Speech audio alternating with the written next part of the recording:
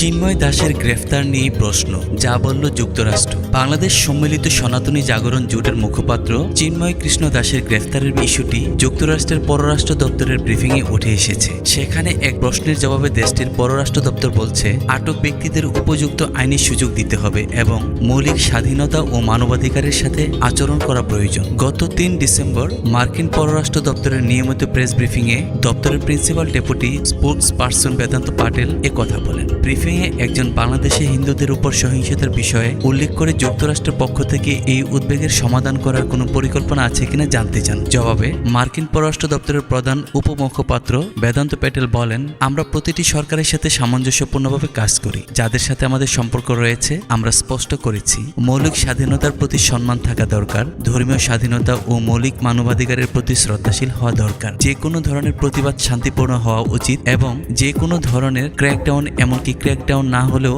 সকল দেশের সরকারকে আইনের শাসনকে সম্মান করতে হবে এবং এর অংশ হিসেবে মৌলিক মানবাধিকারকেও সম্মান করতে হবে। আর এ বিষয়ে আমরা গুরুত্ব আরোপ চালিয়ে যাব। পরে ওই প্রশ্নকারী চিন্ময় কৃষ্ণ দাসের গ্রেফতারের বিষয়ে প্রশ্ন করেন। তিনি বলেন, চিন্ময় কৃষ্ণ দাস ব্রহ্মচারী বাংলাদেশের ইসকনের নেতা। এছাড়াও ইউএস ইন্টারন্যাশনাল ইন্টেলিজেন্সের প্রস্তাবিত পরিচালক তুলসী গ্যাবার্ডও ইসকনের সদস্য। চিন্ময় দাসকে বেআইনিভাবে গ্রেফতার করা হয়েছে, কারাগারে রাখা হয়েছে এবং বাংলাদেশের কোনো আইনজীবী চিন্ময় কৃষ্ণ দাসের পক্ষে দাঁড়াতে রাজি নয়, কারণ তার আইনজীবীকে মারধর করে হাসপাতালে পাঠানো হয়েছে। এ বিষয়ে আপনারা কি কোনো ব্যবস্থা নেবেন? জবাবে বেদান্ত প্যাটেল বলেন, আমার কাছে এই মামলার কোনো বিবরণ নেই, কিন্তু আবারও বলবো, আমরা জোর দিয়ে যাচ্ছি এবং ইতিমধ্যেই জোর দিয়েছি যারা আটক আছে তাদের পক্ষেও উপযুক্ত প্রতিনিধিত্ব করতে দিতে হবে এবং মৌলিক স্বাধীনতা ও মানবাধিকারের সাথে আচরণ করা প্রয়োজন।